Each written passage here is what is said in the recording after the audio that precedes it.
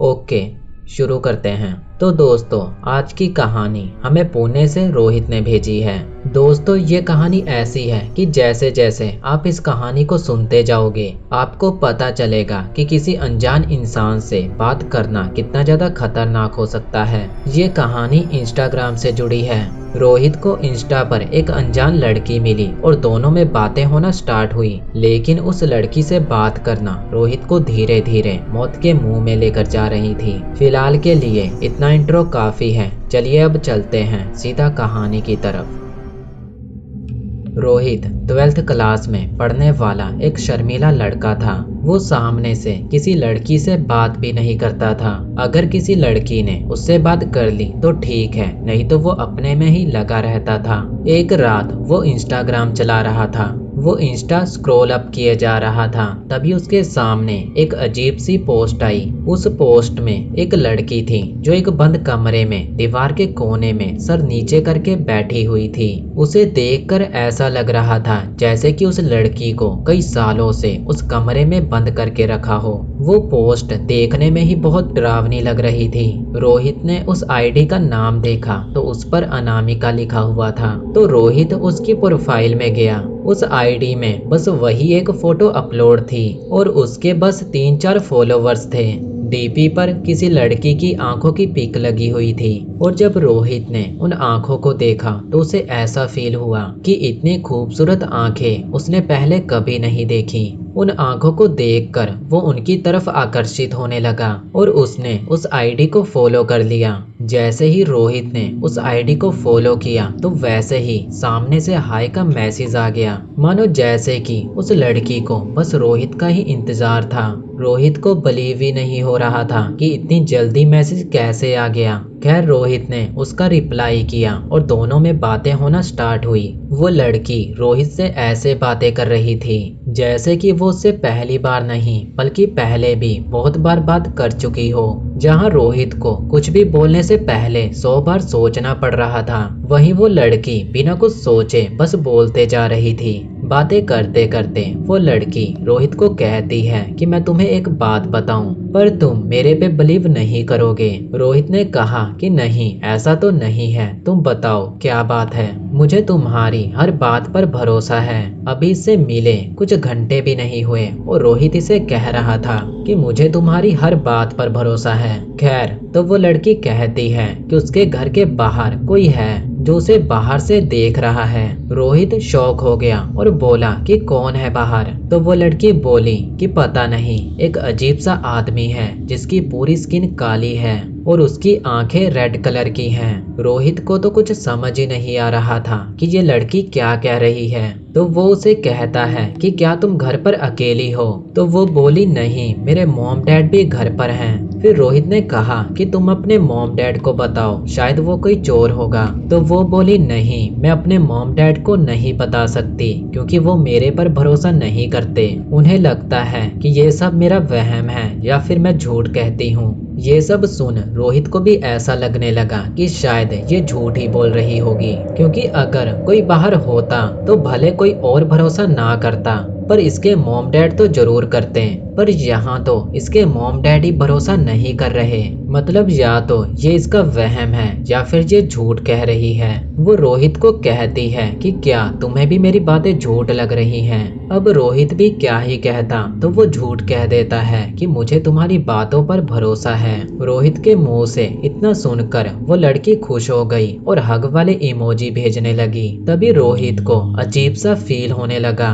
उसे ऐसा लगने लगा कि कोई उसे देख रहा है, पर उसके रूम में उसके सिवा कोई और नहीं था। लेकिन फिर भी उसे ऐसा लग रहा था कि कोई तो अंधेरे में से उसे देख रहा है। उसने रूम की लाइट ऑन की और चारों तरफ देखने लगा, पर वहाँ कोई नहीं था। तो उसने रूम की लाइट ऑफ की और फिर से उस लड़की से बातें करने लगा। उस लड़की में कुछ तो अजीब था। वो अजीब सी ही बातें कर रही थी, जैसे कि उसने रोहित से पूछा कि जिस दिन वो पैदा हुआ उस दिन कौन सा वार था और रोहित के पड़ोस में और कोई है क्या जिसका नाम रोहित है। अब ऐसे अजीब से सवाल कौन ही पूछता है। और वो भी पहली ही मुलाकात में रोहित को कुछ तो अजीब लग रहा था। तो वो एक बार के लिए तो सोचता है कि इससे बातें करने को रहने देता हूँ, पर जैसे ही वो उसकी डीपी पर लगी उन आंखों की पिक को देखता तो उसका मन ही नहीं करता कि वो उस लड़की से बातें करना बंद करे। पूरी रात दोनों बातें करते रहे। तभी रोहित देखता है कि उसके बेड के पास कोई खड़ा है। एक लंबा सा आदमी अंधेरे में खड़ा था, बस उसकी आंखें ही दिखाई दे रही थी जो लाल रंग की थी। वो आदमी बस वही खड़ा रोहित को घूर रहा था। रोहित डर से चिल्ला उठा और तभी उसकी आंख खुल गई। ये रोहित का सपना था। वो उस लड़की से बातें करता करता कब सो गया उसे पता ही नहीं चला। सुबह हो चुकी थी तो रोहित स्कूल जाने के लिए तैयार होने लगा। आज रोहित को बहुत वीकनेस फील हो रही थी। उसे उसका शरीर बहुत कमजोर लग रहा था। उसकी आंखें भारी हुई पड़ी थी। रोहित को लगा कि वो रात भर सोया नहीं है, शायद उसकी वजह से उसे इतनी कमजोरी लग रही है। रेडी होकर वो अनामिका को मैसेज करता है और रोहित ने जैसे ही उसे मैसेज किया उसके 1 सेकंड में ही अनामिका ने उसका रिप्लाई दे दिया। आखिर इतना फास्ट कौन होता है। रोहित बैठा उससे बातें कर रहा था जबकि उसे स्कूल जाने में देर हो रही थी। उसके स्कूल जाने का टाइम निकल रहा था पर उसे कोई खबर ही नहीं। तभी रोहित की मम्मी आई और उन्होंने रोहित से फोन छीन लिया और उसे कहा, तुझे स्कूल नहीं जाना, टाइम तो देख क्या हो रहा है। तो रोहित चुपचाप उठा और स्कूल के लिए निकल गया। स्कूल जाते समय उसे ऐसा लग रहा था कि कोई उसका पीछा कर रहा हो, पर जब वो पलटकर देखता तो वहाँ कोई नहीं होता। क्लास में बैठा वो बस अनामिका के बारे में ही सोच रहा था। रोहित का एक फ्रेंड था जो स्कूल में फोन लेकर आता था। रोहित के स्कूल में फोन लेकर आना अलाउ नहीं था, पर उसका वो फ्रेंड फोन छुपा कर लेकर आता था। तो रोहित ने उसका फोन लिया और सोचा कि वो अनामिका को मैसेज करके बता दे कि वो घर जाकर बात करेगा, क्योंकि वो अनामिका को बिना बाय बोले ही स्कूल आ गया था। तो वो अपने फ्रेंड के फोन में अनामिका की आईडी सर्च करने लगा, पर उसके फोन में अनामिका की आईडी शो ही नहीं हो रही थी। रोहित ने 3-4 बार सर्च किया पर आईडी आ ही नहीं रही थी। फिर रोहित को लगा कि शायद कोई ग्लिच होगा जिसकी वजह से आईडी शो नहीं हो रही। फिर स्कूल की छुट्टी होते ही वो सीधा घर आया और सबसे पहले उसने अनामिका को मैसेज किया। जैसे कि रोहित के मैसेज करते ही 1 ही सेकंड में अनामिका ने उसका रिप्लाई दे दिया। पूरा दिन रोहित उससे बातें करता रहा। शाम को उसके दोस्त उसे खेलने के लिए बुलाने आए पर उसने उन्हें मना कर दिया, जबकि रोहित ने पहले कभी ऐसा नहीं किया था। अब अनामिका रोहित की पिक मांगती है। पहले तो रोहित सोचता है कि पिक देना सही रहेगा या नहीं, पर फिर वो पिक भेज देता है और अनामिका से भी उसकी पिक मांगता है और अनामिका भी पिक भेज देती है। अनामिका की पिक देखकर मानो जैसे कि रोहित को उससे प्यार हो गया। उसने पहले कभी भी इतनी सुंदर लड़की से बात नहीं की थी। अब रोहित का ऐसा था कि चाहे कुछ भी हो जाए वो इस लड़की से बात करना कभी भी बंद नहीं करेगा। पूरा दिन तो उन्होंने बातें की ही, अब आधी रात में भी दोनों बातें करने में लगे हुए थे। अनामिका की बातें अजीब होने के बाद भी रोहित उससे बातें करना कंटिन्यू रखता है। रात में अनामिका उससे कहती है कि क्या तुम कभी रात में छत पर गए हो? तो रोहित कहता है कि हाँ, पर रात के 2 बजे कभी नहीं गया। उस रात 2 बज रहे थे तो अनामिका ने उसका मजाक उड़ाते हुए कहा कि क्या तुम्हें डर लगता है? फिर रोहित ने कहा कि उसे किसी से डर नहीं लगता। तो अनामिका ने उसे छत पर जाने को कहा। रोहित ने भी कुछ नहीं सोचा और छत पर चला गया। जब वो छत पर गया तो चारों तरफ अंधेरा था। उसने अनामिका को मैसेज किया कि वो छत पर आ गया है, पर ये पहली बार था कि अनामिका उसे रिप्लाई नहीं दे रही थी। जब से रोहित उससे मिला था वो 1 सेकंड में रोहित का रिप्लाई दे रही थी, पर अभी पहली बार था कि उसने रोहित का रिप्लाई नहीं दिया। रोहित को लगा कि शायद वो पानी पीने गई होगी तो वो छत पर टहलने लगा। छत पर टहलते समय वो देखता है कि छत के कोने में एक आदमी खड़ा है। एक लंबा सा आदमी जिसकी स्किन पूरी काली है और उसकी आंखें लाल रंग की थी। उसे देख रोहित इतना ज्यादा डर गया कि उसके मुंह से आवाज ही नहीं निकल रही थी। वो चिल्लाना चाह रहा था पर वो इतना ज्यादा डर चुका था कि उसके मुंह से आवाज ही नहीं निकल रही थी।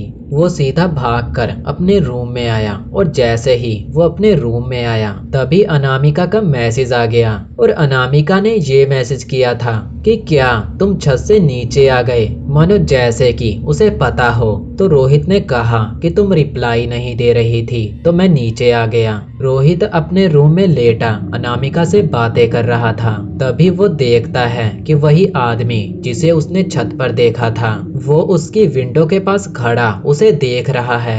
अब रोहित इतनी जोर से चिल्लाता है कि उसकी पूरी फैमिली भागकर उसके पास आ गई। उसने सबको बताया कि घर के बाहर कोई है।